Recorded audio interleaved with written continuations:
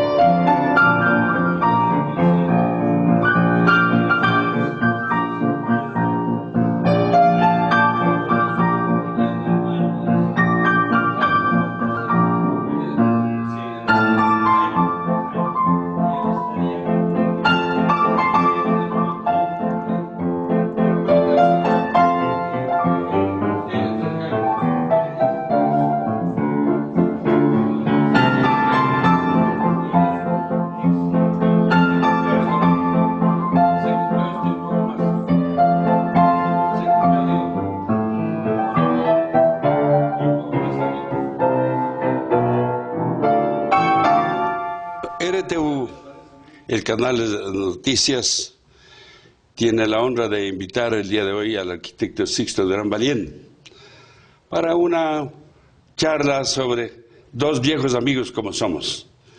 Y estando los dos prácticamente en el umbral de la vida, creo que nos podemos comunicar mejor y podemos conversar de nuestras andanzas pasadas, de nuestra vida, de nuestro trabajo.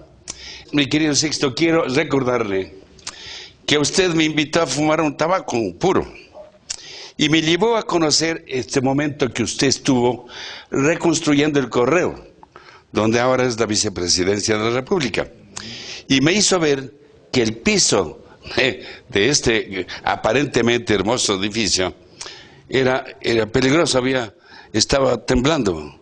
¿Se acuerda usted?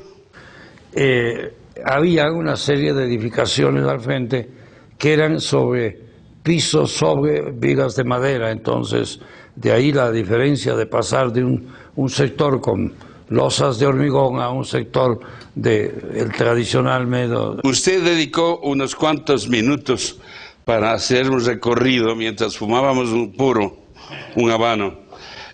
Usted me enseñó lo que estaba haciendo para darle vida a ese edificio del Correo que por fuera era precioso, pero que ahora por dentro es una maravilla, obra suya. Antes me había tocado, como ministro de Obras Públicas, un periodo de apellido del presidente Ponce Enríquez, de llevar a cabo la renovación y, digamos, fortalecer el Palacio de Carondelet. Y la siguiente etapa me tocó actuar ya en la presidencia de la República y ampliar hacia el edificio de Correos, que estaba prácticamente ya abandonado, y los edificios de al frente, varios edificios de al frente que se adquirieron para el gobierno, para crear la parte, dijéramos, de oficinas complementarias de la presidencia de la República que estaban dispersas por toda la ciudad, inclusive la vicepresidencia, que estaba muy lejos. Entonces eso significó adecuar dignamente esos edificios para ese nuevo objetivo. Y de los edificios al frente digamos, del correo, del antiguo correo, se adquirió edificio que era de la Unión de Seguros, sí, claro, la editorial Chimborazo, parte de las propiedades del comercio, tanto hacia la calle Benalcázar como hacia la calle Chile, la parte posterior. El esquinero, el tradicional edificio del comercio, estaba ya convertido en propiedad horizontal con múltiples propietarios. Fue muy difícil un proceso de expropiación. De otro modo también lo hubiéramos incluido. Y dicho sea de paso, los edificios de la parte posterior quedaron inconclusos porque ya terminó mi gobierno. Y no sé, hasta el día de hoy, si alguno de los posteriores gobiernos ha incorporado eso que se expropió y que se había limpiado. Eso eran ya edificios de hormigón armado, de manera que botamos todas las paredes interiores para que haya flexibilidad del uso moderno que se requería con las nuevas funciones. No sé si eso se incorporó o no, supongo que sí. Lo único que alcanzamos a dejar acabado fue la parte de los parqueaderos en la parte baja, tanto hacia la calle Benalcázar como a la calle Chile. Mi querido Sixto, cuando yo era joven tenía una empresa en Manabí, era la embotelladora Manavita, y yo produje un trago que se llamaba Manaba. De manera que yo íntimamente siento también en mi espíritu mi cariño para Manabí. Y este rato quisiera yo sentirme espiritualmente de Bahía, para, como hombre que también ha querido Bahía, ofrecerle una copa de vino a usted, en nombre de la gente de Bahía que le ama a usted. Gracias. Donde yo entiendo que usted hizo un tremendo desarrollo y que Bahía este rato es una gran ciudad que yo pienso que le debe mucho a Sixto.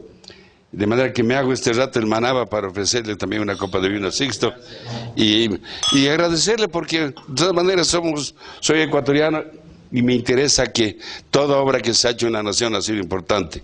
Y usted ha sido un baluarte fenomenal en cada uno de los campos. Pero quiero que me hable algo sobre su profesionalismo, sobre el arte, las cosas que usted, los edificios, todo lo que hizo. Usted no quiere acordarse lo del correo, por ejemplo. Yo me acordé porque el puro que usted me invitó a fumar. Yo sigo todavía fumando los puros, a pesar de los 90 años, no me los han prohibido y ahí sigo fumando mis puros. Y sobre todo, no sé si usted recuerda, se volvió una especie de cábala con el equipo de fútbol y me llevaban, vino la Copa América que se celebró el año 94, se adecuaron algunos estadios en 6 o 7 ciudades del país para poder cumplir con los requisitos internacionales y de pura casualidad cuando se inauguró el primero de estos eventos, yo había estado fumando un cigarro y entré con el cigarro a los camerinos de la selección ecuatoriana para desearles suerte. La siguiente vez que hice lo mismo en algún otro estadio, algunos de los jugadores y el cigarro, porque lo había llevado la primera vez, entonces saqué un cigarro para demostrarle que sí tenía y se volvió una cábala. Y 2 o 3 sitios donde por alguna razón no pude ir, perdieron. De manera que el equipo en ese momento estimaba que su triunfo se debía al cigarro. Y lo mismo cuando hacíamos las eliminatorias, que fueron todavía en mi tiempo, para París, para el campeonato en París, ¿no? Y cuando llamé al presidente Mitterrand para pedirle que no se excluya a los estadios de altura de Bogotá, de La Paz y de Quito, hicimos una gestión conjunta los 3 países, y como al principio no nos hicieron mucho caso, se me ocurrió llamarlo directamente a Mitterrand y explicarle, y fuimos admitidos los 3. Bueno, después de haber charlado de algunos temas, yo quisiera saber ¿Qué le falta a usted para llegar a los 100 años y cumplir la misión que usted se impuso? Yo, como dije cuando acepté la candidatura a la alcaldía y después la presidencia, y cada vez que, una de las 4 veces que estuve como usted en la legislatura, yo lo que ofrecí es hacer el mayor esfuerzo para servir al Ecuador, servir al país, servir a mis conciudadanos, y el grado de satisfacción por cumplimiento tal vez ha sido variable, porque creo yo que el periodo de la alcaldía, los 8 años de alcalde de Quito, es tal vez el periodo en que yo me sentí que estaba haciendo algo por la ciudad, por el cantón, y quizás es por la ayuda que tuve casi desde el inicio de las funciones de los miembros sucesivos del Consejo Municipal, los señores concejales. Las actuaciones en la legislatura, tanto cuando estuve de legislador, diputado, senador, diputado nacional, como en la presidencia, tal vez no tuvieron el mismo grado de sentirse uno satisfecho, cumplido, porque dependía mucho de terceros, y de terceros que en todos los casos la oposición tenía una posición, como usted ha sido testigo tantas veces que estuvo también en el Congreso, de que en el Ecuador se hace mucha política en el Congreso, no hay la posibilidad, no la ha habido, ni cuando estuvimos en gobierno con Camilo, ni cuando fui yo presidente de la República, ni en las veces que actué, no ha habido la posibilidad de pensar que lo importante es olvidar diferencias y aceptar que si estábamos con las diferencias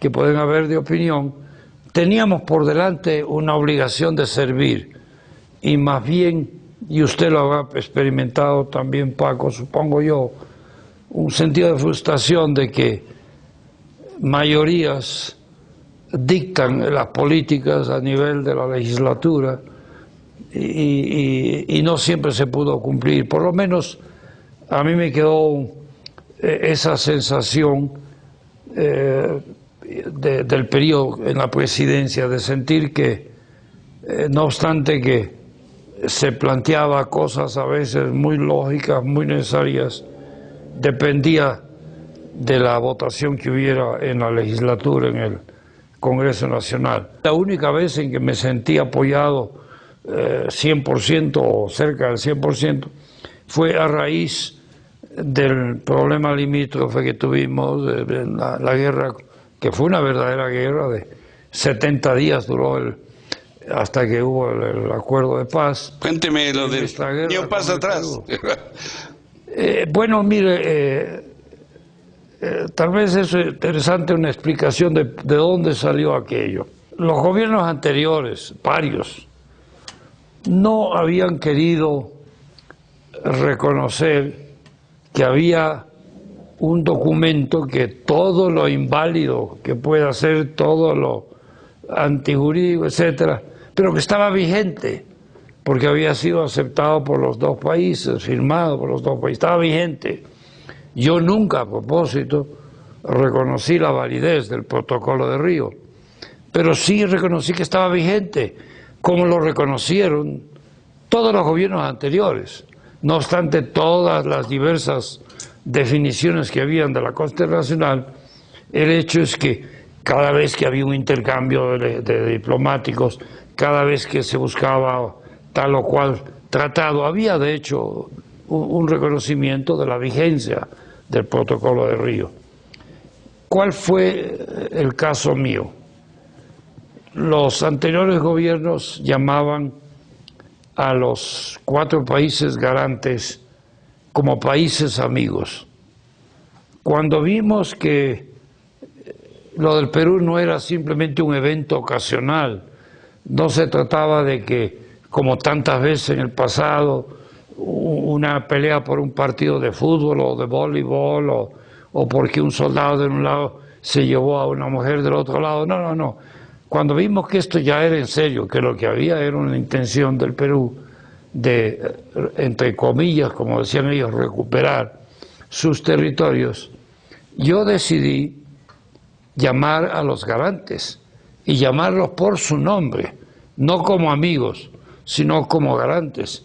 Y usted recordará, posiblemente Paco, que cuando se pronunció el presidente Carlos Menem de Argentina sobre esto, dijo, y más o menos voy a citar su frase: ha hecho bien Sixto en llamarnos como garantes, porque como amigos, y voy a hacer el gesto que él hizo, hasta como amigos, estábamos hasta aquí, y así lo hizo Carlos Menem, de lidiar los problemas entre Ecuador y Perú. Sixto ha hecho bien en llamarnos como garantes, porque como garantes estamos obligados a actuar. Y a las 48 horas de llamar a los embajadores, vinieron pues a darme la respuesta de cuál había sido la consulta a sus respectivos gobiernos, que en igual sentido estaban proponiendo al Perú que se retirase 8 kilómetros en toda dirección de los sitios de máximo avance. ¿Cuál fue mi contestación, Paco, a los garantes, a los embajadores de los garantes? Decirles: no, señor, esta vez no vamos a retroceder. Esta ha sido la tradicional modalidad como el Ecuador ha perdido territorio. Alguien interviene, amigos, nos retiramos y el Perú está donde nos hemos retirado al poco tiempo. Esta vez no vamos a retroceder. Dijeron que ellos irían a comunicar esto a sus respectivos gobiernos, y ese día en la Plaza Grande, la Plaza de Independencia, había una aglomeración total de la plaza, porque sabían que había esta reunión, y yo tuve que salir y dar una información, y les dije pues lo que había hecho, que después de oír esta propuesta les había dicho que esta vez no retrocederíamos. Y el público se llenó de júbilo y me contagié de eso. Yo dije: sí, esta vez no daremos ni un solo paso atrás, así que fue. es la frase completa. Así es. Y Así se es. volvió un eslogan de Así todo es. el país. Pero hoy día de hoy, donde voy, hay gente que no me dice ni un paso atrás. El que fue célebre. Desmilitarizar una zona y retroceder a otras poblaciones. Dije no, dije que el Ecuador es el agredido. Ninguna de estas posiciones representa una posición peruana. Por lo tanto, no somos nosotros los agresores, son ellos. No vamos a retroceder. Quiero comentarle algo, Sixto. Yo vine de diputado a la Asamblea Constituyente del 66. Ajá. Y claro, en la carretera Baños-Puyo era un caminito terrible, camino de mula. De manera que yo logré de esa Asamblea Constituyente una declaración del Congreso de que sea obra de prioridad nacional. Pero nadie pudo hacer nada hasta que llegó usted.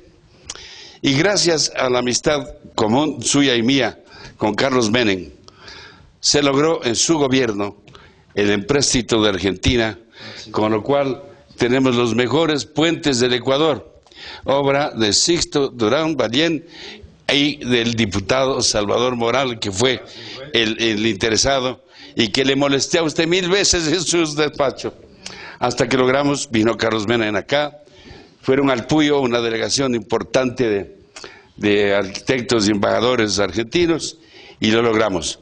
Gracias, Sixto, porque esta carretera Baños-Puyo lo debemos verdaderamente a su decisión de haber ayudado al diputado Salvador a hacer esta gran carretera que el pueblo le agradecerá mucho a usted toda la vida. Conseguimos también un préstamo de Brasil para la carretera que va al norte hacia la interoceánica, ¿no? Sí. Ahí también se hizo con crédito de Brasil. Pero ahora le cuento que un coronel retirado, que fue creo que presidente del Ecuador, fue a inaugurar, pero no fue nadie a la inauguración. me invitaron a mí también a la inauguración de la carretera Valles Puyo, pero ni las autoridades de él fueron a la inauguración, de manera que hasta ahora no está inaugurada. Pero ahora es una obra maravillosa, es la iniciación de la carretera que va a toda la Amazonía ecuatoriana. En mi presidencia se completaron varios tramos de la marginal de la selva que llamaba Belaúnde Terry, ¿no? El presidente de Perú. Y quedó, desgraciadamente, por licitada, pero se declaró desierta en el siguiente gobierno, el último tramo hasta el sur, hasta Zumba, en la frontera con el Perú. De otro modo, la marginal de la selva la hubiéramos tenido totalmente el día de hoy. Sixto, si usted tuviera 10 años menos, o 20, ¿qué más haría? Nunca me he puesto a pensar... No se volvería a casar, ¿no? ¿Qué se quedó en el tintero, no? ¿Qué se quedó en el tintero? No, yo creo que estoy muy agradecido a la vida, al Altísimo, que me permitió hacer lo que pude hacer, que me dio una linda familia, 9 hijos, perdimos una, como usted conoce. Estoy ya con 23 nietos, 18 bisnietos y 2 en camino. De manera que, habiendo hecho todo eso, ¿qué más puedo pedir? ¿Le falta algo? ¿Alguna cosa se olvidó? En la vida, digo. No, indudablemente se quedó mucho en el tintero. Camino que no puede hacer por estas circunstancias de la oposición en el Congreso de la que hablé, ¿no?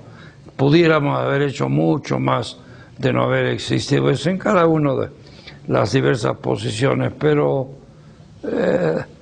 como el dicho ese que usted habrá oído en Inglaterra mucho, que decía no use crying over spilled milk, no vale lamentarse de la leche regada.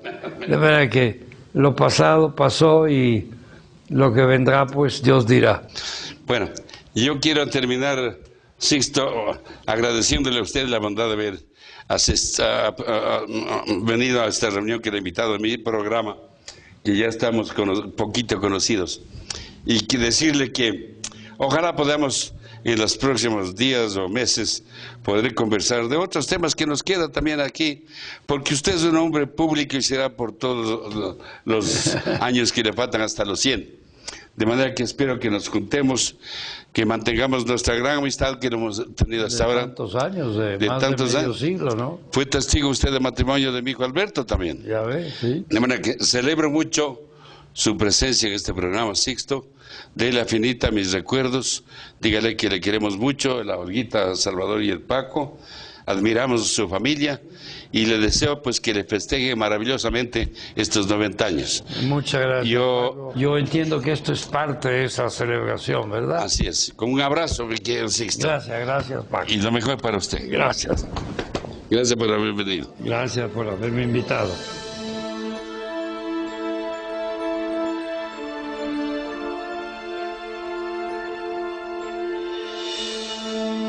Esta copa de vino por los 90 años. Salud. Y nos va a acompañar un poco el maestro con un poco de linda música del Ecuador. Y pues a nombre del RTV, el canal de televisión, también les saludo afectuosamente. Gracias, Paco.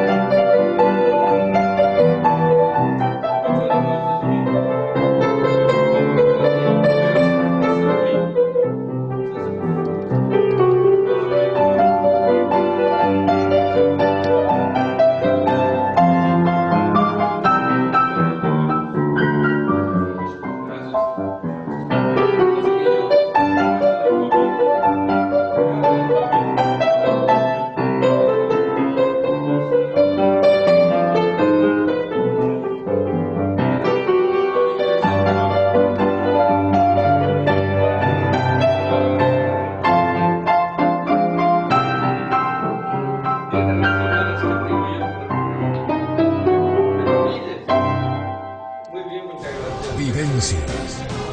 Adentrémonos a los hechos más relevantes en la historia de nuestro país, con los personajes, su genealogía, sus anécdotas. Vivencias.